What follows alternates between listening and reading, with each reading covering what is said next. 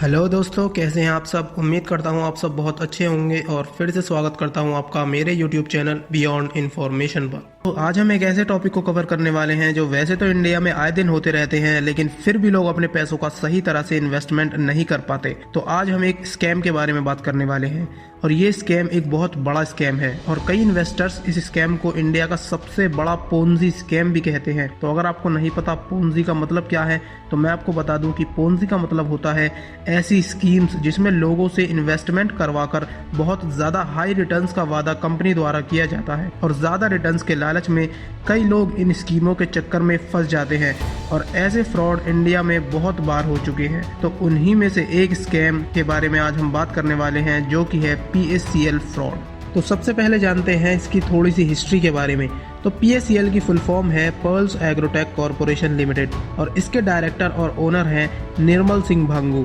Nirmal Singh PACL को बनाने से पहले एक आम दूध बेचने वाले थे, लेकिन उन्हें प्रॉपर्टी और रियल एस्टेट बिजनेस में बहुत ज़्यादा इंटरेस्ट था और जब उन्होंने इसमें अपना हाथ आजमाया तब उन्हें अच्छी खासी ग्रोथ भी मिली रियल एस्टेट के बिजनेस में। और इसी को देखते हुए निर्मल सिंह ने 1996 में PACL को लॉन्च किया था as a real estate company. और ऐसा नहीं है कि PACL उनकी एक लौती कंपनी है, लेकिन उनके द्वारा एक और कंपनी लॉन्च की गई थी 1980s में। निर्मल सिंह ने PGF यानी पर्ल्स गोल्डन फॉरेस्ट नाम की एक कंपनी भी फाउंड की थी जो कि पेड़ों के प्लांटेशन और उससे होने वाले मुनाफे को रिटर्न्स में देती थी। तो वापस आते हैं PACL पर और बात करते हैं इस कंपनी के वर्किंग मॉडल पर। तो इस कंपनी का कहना था कि जो पैसे आप इस कंपनी में इन्वेस्ट करते हैं उसको हम अलग अलग जगहों पर ज़मीन में इन्वेस्ट करते हैं, यानी उन पैसों से हम ज़मीन खरीदते हैं और फिर उस ज़मीन पर खेती हो सकती है या कोई और डेवलपमेंट वर्क हो सकता है जिसकी वजह से इन्वेस्टर्स को बहुत ज़्यादा रिटर्न्स मिलेंगे।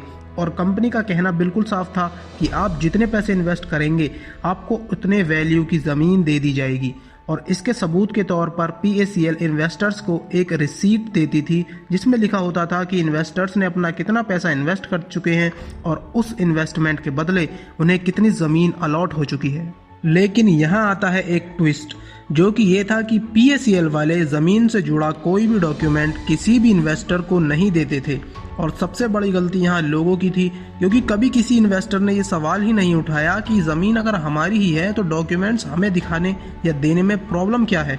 लेकिन हम इसका ब्लेम पूरा इन्वेस्टर्स पर भी नहीं डाल सकते, क्योंकि PACL का दावा ये था कि वो पहले ज़मीन को खरीदेंगे, फिर उस पर कुछ काम होगा और उसके बाद कंपनी उस लैंड को हाई प्रॉफिट पर बेच देगी, जिसके बाद इन्वेस्टर्स को हाई रिटर्न्स मिलेंगे। और इसी वजह से लोगों ने कभी ज़मीन से जुड़े डॉक्यूमेंट्स या इन्फॉर्मेशन कंपनी से कभी नहीं मांगी और लालच के चक्कर में लोगों ने ज़्यादा कोशिश भी नहीं की, क्योंकि सिर्फ 5 साल के बाद उन सभी को हाई रिटर्न्स या फिर उस ज़मीन का मालिकाना हक मिलने वाला था। और PACL लोगों से 5 और 10 साल के लिए इन्वेस्टमेंट करने के लिए कहती थी और इतना ही नहीं बल्कि 10 साल तक इन्वेस्टमेंट करने वाले को कंपनी उसके पैसे 4 गुना करने का वादा करती थी। और PACL की शुरुआत में उसके कस्टमर्स को रेगुलर रिटर्न्स मिलने लगे थे, जिससे लोगों के अंदर एक विश्वास पैदा हो गया था PACL के लिए। और इसी के साथ PACL में इन्वेस्टमेंट्स भी लगातार बढ़ रही थी। और इतना ही नहीं बल्कि PACL ने पिरामिड सिस्टम भी अपनी कंपनी के इन्वेस्टर्स को बताया,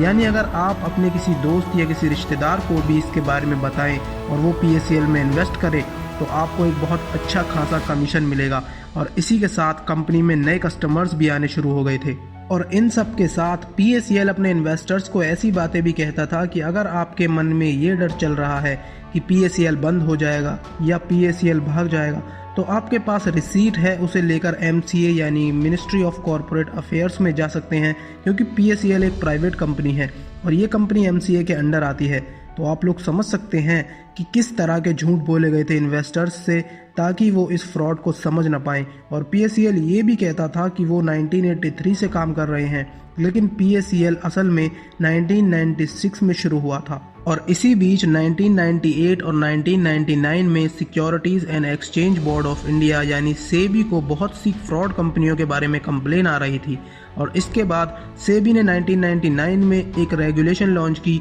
जो कि थी कलेक्टिव इन्वेस्टमेंट स्कीम यानी CIS, जिसके अंदर कुछ गाइडलाइंस थी ऐसी कंपनियों के लिए जो इन्वेस्टर्स के पैसे लेकर उन्हें किसी काम में लगाती है और बाद में उस प्रॉफिट को इन्वेस्टर्स को बेच देती है। और जो भी कंपनी इन गाइडलाइंस का पालन नहीं करेगी उस पर सेबी कार्रवाई करेगी। और कुछ ही वक्त बाद सेबी को पता चला कि PACL इन गाइडलाइंस का पालन नहीं कर रहा है और उसके बाद सेबी ने PACL को अपने ऑपरेशंस या स्कीम्स को बंद करने को कहा और उनके सारे इन्वेस्टर्स को पैसे लौटाने को भी कहा। लेकिन PACL ने ऐसा नहीं किया और PACL ने राजस्थान हाई कोर्ट में एक पेटिशन फाइल कर दिया इस ऑर्डर के अगेंस्ट, जिसके बाद कोर्ट ने भी ये माना कि ये स्कीम सेबी की गाइडलाइनों का पालन नहीं कर रही है और इसी के साथ कोर्ट ने PACL को उसकी स्कीम्स को बंद करने का भी ऑर्डर दिया था। लेकिन फिर साल 2003 में राजस्थान हाई कोर्ट ने यह बयान दिया कि PACL एक CIS स्कीम नहीं है और वो अपने ऑपरेशंस फिर से शुरू कर सकते हैं। और इसके बाद PACL ने अपनी स्कीम फिर से स्टार्ट की, लेकिन सेबी को ये मंजूर नहीं था, इसलिए उन्होंने सुप्रीम कोर्ट का दरवाज़ा खटखटाया और सुप्रीम कोर्ट में ये केस 10 सालों से भी ज़्यादा तक चला और फरवरी 2013 में इस पर फैसला सुनाया गया, जिसमें कि PACL एक CIS स्कीम है और इस पर एक्शन लिया जाए, ऐसा सुप्रीम कोर्ट ने कहा। लेकिन जब तक ये केस सुप्रीम कोर्ट में चल रहा था उस दौरान PACL काफ़ी ग्रोथ कर रहा था और सिर्फ इतना ही नहीं बल्कि PACL ग्रुप ने IPL में किंग्स 11 पंजाब को भी स्पॉन्सर किया था और PACL ने तभी ऑस्ट्रेलियन क्रिकेटर ब्रेट ली को अपना ब्रांड एम्बेसडर भी घोषित किया था और इसी के साथ PACL ने अपना खुद का न्यूज़ चैनल भी खोल लिया था। लेकिन इस मामले में सबसे ज़्यादा बड़ा मुद्दा ये रहा कि PACL कंपनी के लीगल एडवाइज़र जो थे उनका नाम था अरुण जेटली। जी हाँ, आपने बिल्कुल सही सुना, वो अरुण जेटली जो इंडिया के पुराने फाइनेंस मिनिस्टर रह चुके थे। और अब इतना सब कुछ होने के बाद इन्वेस्टर्स को लगा हमें अपनी खरीदी हुई ज़मीन के बारे में PACL को पूछना चाहिए और जब PACL पर इन्वेस्टर्स का दबाव बना तब उन्होंने इंडिया पाकिस्तान बॉर्डर के पास राजस्थान में 1000 एकड़ ज़मीन खरीदी, जिस पर किसी तरह का कोई भी डेवलपमेंट नहीं हुआ था और इस स्कीम के चक्कर में लगभग 6 करोड़ लोगों ने अपने पूरे 50,000 करोड़ रुपए इन्वेस्ट किए थे PACL में और इसी स्कीम में ज़्यादा लोग राजस्थान, दिल्ली, पंजाब और हरियाणा के थे। और फिर 22 अगस्त 2014 को जब इन्वेस्टिगेशन पूरी हुई तब PACL के सभी इन्वेस्टर्स को पैसे वापस करने का ऐलान किया गया सेबी के द्वारा, लेकिन PACL ने ऐसा नहीं किया और इसके बाद ED ने कंपनी के चीफ निर्मल सिंह भंगू को गिरफ्तार कर लिया और इसके साथ ही ED ने PACL के द्वारा खरीदी गई लैंड को भी अपने कब्जे में कर लिया, लेकिन उस लैंड की कीमत बहुत कम थी इन्वेस्टमेंट के 50,000 करोड़ के कंपैरिजन में और इसीलिए निर्मल सिंह को CBI ने भी हिरासत में लिया था 2016 में। तो अब बात करते हैं कि इन्वेस्टर्स को बदले में अभी तक मिला क्या है। तो ज़्यादातर इन्वेस्टर्स को अभी तक उनका पैसा नहीं मिला है और इसी वजह से कई बार इन्वेस्टर्स ने प्रोटेस्ट भी किया है, लेकिन इसका कुछ भी फ़ायदा नहीं हुआ क्योंकि PACL के सारे एसेट्स मिलाकर भी इतने पैसे नहीं बनते